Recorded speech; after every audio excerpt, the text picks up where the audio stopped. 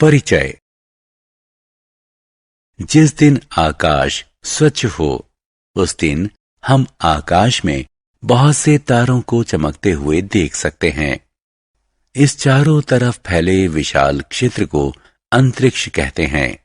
अंतरिक्ष में वह सब कुछ शामिल है, सुदूर के तारे, ग्रह, उपग्रह और हमारी पृथ्वी एवं इस पर पाई जाने वाली सभी वस्तुएं भी। अतः अंतरिक्ष के संगठन को समझने से पहले हमें आकाशगंगा, तारे, ग्रह और उपग्रह इत्यादि जैसी वस्तुओं की चर्चा करनी होगी। उद्देश्य। इस पाठ के अंत में आप निम्न करने में सक्षम हो जाएंगे: खगोलीय पिंडों को पहचानना और उनकी सूची बनाना, चंद्रमा की कलाओं को समझना, चंद्र अभियान की खबर रखना, रात्रि में आकाश में कुछ तारामंडलों को चिन्हित करना, सौर मंडल के बारे में जानना, कृत्रिम उपग्रह की भूमिका का वर्णन करना। चंद्रमा। चंद्रमा सूर्य के बाद आकाश का सबसे प्रदीप्त पिंड है। आप पूर्णिमा के दिन पूरे चंद्रमा को देख सकते हैं। आप चंद्रमा को किस प्रकार देख पाते हैं? ऐसा इसलिए क्योंकि यह सूर्य के प्रकाश का परावर्तन करता है।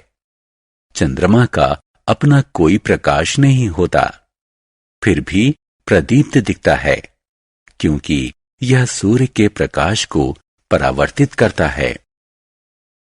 सूर्य के प्रकाश को आप बल्ब समझिए और चंद्रमा को प्रदीप्त दर्पण, जो बल्ब के प्रकाश को परावर्तित करता है। चंद्रमा पृथ्वी की परिक्रमा करता है और पृथ्वी के साथ सूर्य की भी परिक्रमा करता है। चंद्रमा पृथ्वी की एक परिक्रमा 27.3 दिन में पूरी कर लेता है। इस बीच पृथ्वी अपनी कक्षा में स्थान परिवर्तित कर देती है। अतः पृथ्वी से चंद्रमा एक चक्कर अमावस्या से अगली अमावस्या तक यानी 29.5 दिन में पूरा करता प्रतीत होता है। आप जानते हैं कि किसी किसी पूर्णिमा के दिन चंद्र ग्रहण लग सकता है। चंद्रमा की कलाएं। अमावस्या। अमावस्या के समय हमें चंद्रमा का कोई भाग प्रदीप्त दिखाई नहीं देता। हम चंद्रमा का सिर्फ अंधेरा भाग देख सकते हैं। यह चंद्रमा के 29 और 1/2 दिनों तक चलने वाले चक्र की शुरुआत मानी जाती है। चंद्रमा सूर्य और पृथ्वी के बीच एक कक्षा में स्थित है। बढ़ते हुए बालचंद्र के समय हम चंद्रमा के दाएं तरफ एक छोटा सा भाग प्रदीप्त देखते हैं। प्रथम चतुर्थांश। प्रथम चतुर्थांश के समय हम चंद्रमा का दायां आधा भाग प्रदीप्त देखते हैं। इस समय पृथ्वी और चंद्रमा अगल बगल अपनी कक्षा में होते हुए सूर्य का चक्कर लगाते हैं। बढ़ता हुआ अर्धाधिक चंद्र।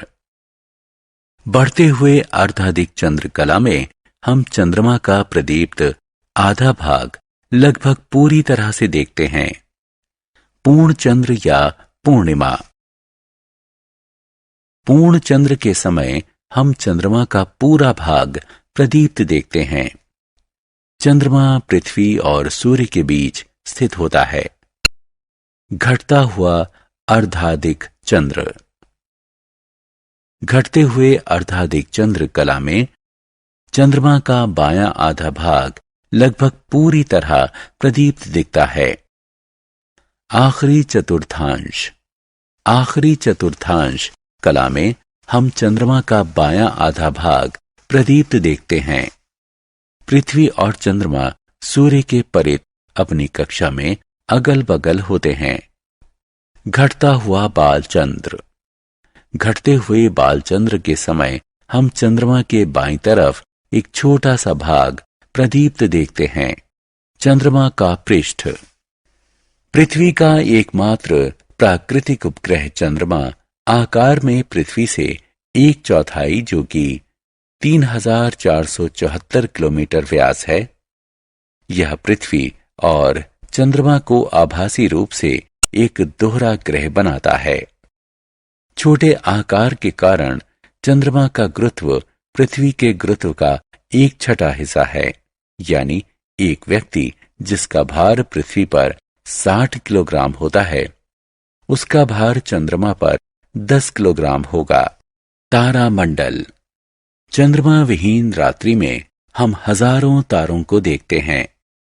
इनमें से कुछ तारे विशेष समूह या आकृति में सजे होते हैं। तारों का एक समूह भालू की बाह्य आकृति जैसा दिखता है। एक अन्य समूह शिकारी के आकार का दिखता है। ऐसे ही अन्य समूह हैं। वे तारे जो एक बंद समूह में हों और पहचानने लायक कोई आकृति बनाएं, तो उनकी इस सज्जा को तारामंडल कहते हैं। ऊर्सा मेजर तारामंडल या ग्रेट बियर तारामंडल। ऊर्सा मेजर तारामंडल का भारतीय नाम सप्तऋषि तारामंडल है। ग्रेट बियर तारामंडल हमें आकाश में जड़ी हुई करछी या प्रश्नवाचक चिन्ह का स्मरण कराता है। ऊर्सा मेजर तारामंडल या ग्रेट बियर तारामंडल में 7 चमकीले तारे होते हैं, जिनकी आकृति बड़े भालू जैसी दिखती है। Big dipper. ऊर्सा माइनर या स्मॉल डीपर तारामंडल में भी 7 तारे होते हैं। ध्रुव तारा ऊर्सा माइनर के हत्थे के सिरे जैसी आकृति बनाता है। ओरायन तारामंडल। ओरायन तारामंडल का भारतीय नाम मृग तारामंडल है। इसमें भी 7 प्रमुख तारे होते हैं। मृग तारामंडल में तारों की व्यवस्था को चित्र में दर्शाया गया है। ओरियन का अर्थ होता है शिकारी, अतः ओरायन तारामंडल की आकृति को एक शिकारी जैसी आकृति माना जाता है। सौर मंडल। सौर मंडल में सूर्य, उसके 9 ग्रह एवं उनके उपग्रह या चंद्रमा और हजारों दूसरे खगोलीय पिंड जैसे शुद्ध ग्रह, धूमकेतु और उल्काएं इत्यादि। सौर मंडल सूर्य से प्रभावित है। सूर्य सौर मंडल के केंद्र में है और शेष सभी पिंड इसकी परिक्रमा करते हैं।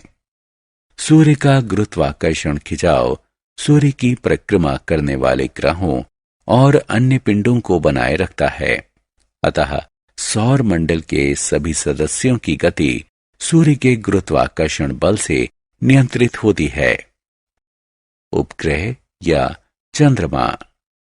उपग्रह या चंद्रमा एक ठोस खगोलीय पिंड होता है जो ग्रहों के चारों तरफ परिक्रमा करता है। चंद्रमा पृथ्वी की परिक्रमा करता है, अतः चंद्रमा पृथ्वी का प्राकृतिक उपग्रह है। उपग्रह अपना प्रकाश स्वयं उत्पन्न नहीं करते। वो प्रदीप्त होते हैं क्योंकि वो सूर्य के प्रकाश को परावर्तित करते हैं। अब हम पृथ्वी के उपग्रह चंद्रमा की विस्तार से चर्चा करेंगे।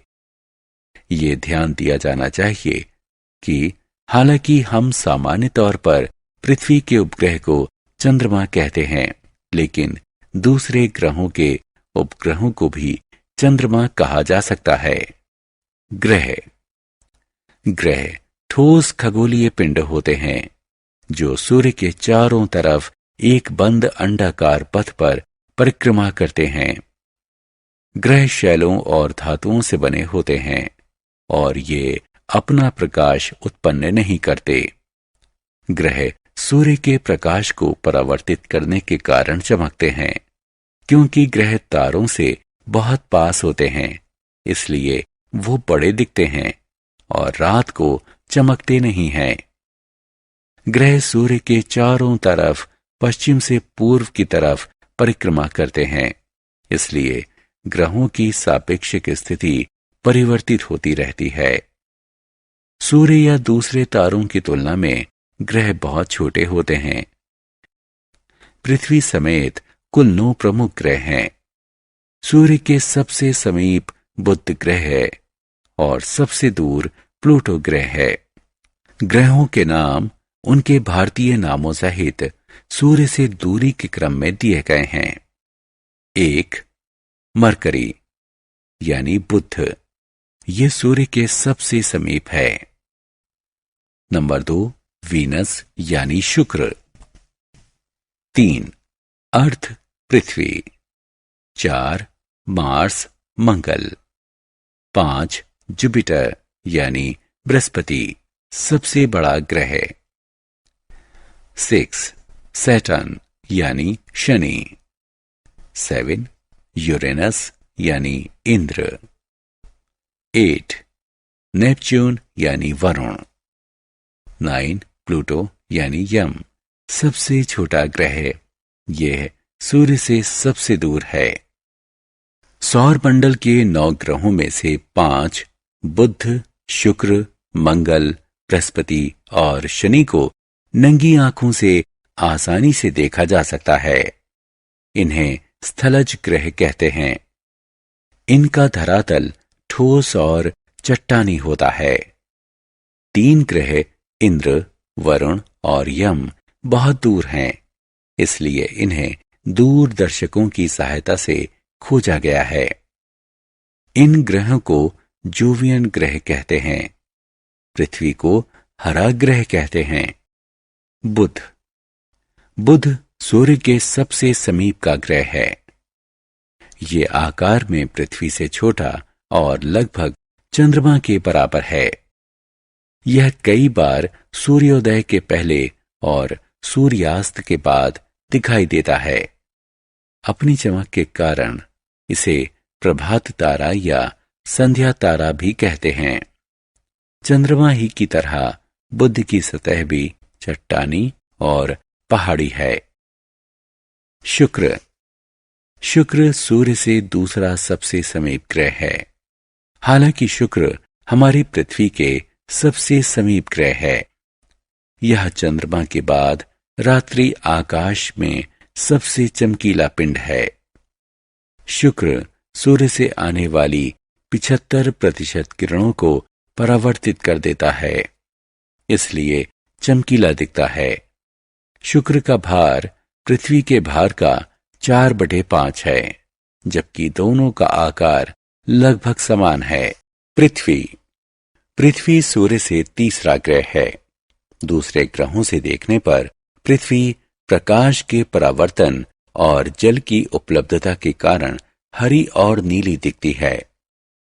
पृथ्वी हमारे सौरमंडल का एकमात्र ग्रह है जिस पर मानव अस्तित्व के लिए आवश्यक ऑक्सीजन पर्याप्त मात्रा में है। यह एकमात्र ग्रह है जिस पर पर्याप्त मात्रा में जल उपलब्ध है। जीवन की उपस्थिति पृथ्वी को विशिष्ट ग्रह बनाती है। पृथ्वी एक काल्पनिक अक्ष के परिध घूमती है और जो दक्षिण और उत्तर ध्रुवों से होकर जाता है। यह अक्ष अपने पथ के तल से जरा सा झुका हुआ होता है। इसी घूर्णन के कारण पृथ्वी पर रात और दिन होते हैं। पृथ्वी सूर्य का एक चक्कर 365 दिन में पूरा कर लेती है, जिसे 1 वर्ष कहते हैं। घूर्णन के अक्ष के झुकाव और सूर्य के सापेक्ष इसकी स्थिति के परिवर्तन के कारण ऋतु परिवर्तन होते हैं। अक्ष में झुकाव के कारण वर्ष भर दक्षिणी और उत्तरी गोलार्ध की सूर्य की सापेक्ष स्थिति बदलती रहती है। जब सूर्य के सामने उत्तरी गोलार्ध होता है तो हमें गर्मी का अनुभव होता है, और जब दक्षिणी गोलार्ध सूर्य के सामने होता है तो हमें सर्दी का अनुभव होता है। मंगल। मंगल सूर्य से चौथे स्थान पर है। क्योंकि मंगल ग्रह सूर्य से काफी दूर है, इसलिए यह एक ठंडा ग्रह है। मंगल ग्रह पर वायुमंडल है जिसमें कार्बन डाइऑक्साइड, नाइट्रोजन, हाइड्रोजन और ऑक्सीजन के चिन्ह पाए गए हैं। मंगल पर प्राप्त ऑक्सीजन बहुत कम है और मनुष्य के अस्तित्व के लिए अपर्याप्त है। बृहस्पति सूर्य से 5वां ग्रह है। यह सौरमंडल का सबसे बड़ा ग्रह है। यह पहला गैस वाला ग्रह है जो हाइड्रोजन और हीलियम से बना है। आकाश में ये एक चमकदार पिंड के रूप में दिखता है और दूरदर्शक से देखने पर यह रंग बिरंगा दिखता है, लेकिन यह बहुत पतला है। इसका वायुमंडल बहुत सघन है। बृहस्पति का वायुमंडल हाइड्रोजन, हीलियम, मीथेन और अमोनिया से बना है। यह बहुत ठंडा ग्रह है। इसकी सतह का ताप -150 डिग्री सेल्सियस है। बृहस्पति का भार पृथ्वी के भार से 3000 गुना ज्यादा है। इसके बहुत ज्यादा भार के कारण बृहस्पति अपने आसपास से गुजरने वाले पिंडों पर भारी गुरुत्वाकर्षण बल लगाता है। बृहस्पति के पास से गुजरने वाला धूमकेतु भारी गुरुत्वाकर्षण का अनुभव करता है और अपने मूल पथ से भटक जाता है। शनि सूर्य से छठा ग्रह है। शनि सौरमंडल का दूसरा सबसे बड़ा ग्रह है। बृहस्पति की तरह शनि भी हाइड्रोजन और हीलियम से बना है। यह सैकड़ों वलयों से घिरा है जो प्रत्यक्ष दिखते हैं। पूर्णतः विकसित वलय तंत्र शनि को सौरमंडल में विशिष्ट स्थान देते हैं। यूरेनस सूर्य से 7वां ग्रह है। यह दूरदर्शक की सहायता से खोजा जाने वाला पहला ग्रह है। बृहस्पति और शनि के बाद यूरेनस सौरमंडल का तीसरा सबसे बड़ा ग्रह है। यह भी मुख्यतः हाइड्रोजन और हीलियम से बना है और इसके चारों तरफ कुछ वलय है। यूरेनस के बारे में सबसे रुचिकर तथ्य है कि यह अपने अक्ष पर पूर्व से पश्चिम की तरफ घूमता है और दूसरे सभी ग्रह पश्चिम से पूर्व की तरफ घूमते हैं। नेपच्यून यूरेनस के ठीक बगल में स्थित है। सूर्य की तरफ से बाहर की ओर गिनती करने पर यह सौरमंडल का 8वां ग्रह है। नेपच्यून का आकार यूरेनस के समान ही है और ये बड़े ग्रहों में आखिरी है। नेपच्यून के चारों तरफ भी कुछ वलय हैं। प्लूटो आखिरी ग्रह है जिसकी खोज हुई थी। यह सौरमंडल के सबसे बाहर का ग्रह है। यह सूर्य से 9वां ग्रह है। ध्यान रखें कि प्लूटो सूर्य और साथ ही पृथ्वी से भी दूरतम ग्रह है। प्लूटो सौरमंडल का सबसे छोटा ग्रह है। यह मुख्यतः जमी हुई मीथेन से बना है। सूर्य से दूरतम होने के कारण प्लूटो को सौरमंडल का सबसे ठंडा ग्रह माना जाता है। क्षुद्र ग्रह चट्टान और धातु के बहुत छोटे ग्रह होते हैं जो सूर्य के चारों तरफ परिक्रमा करते हैं। यह मुख्यतः मंगल और बृहस्पति की कक्षाओं के बीच में पाए जाते हैं।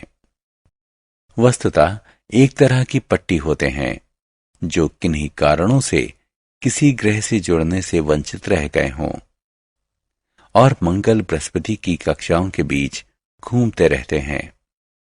क्षुद्र ग्रहों की संख्या करीब 1 लाख है।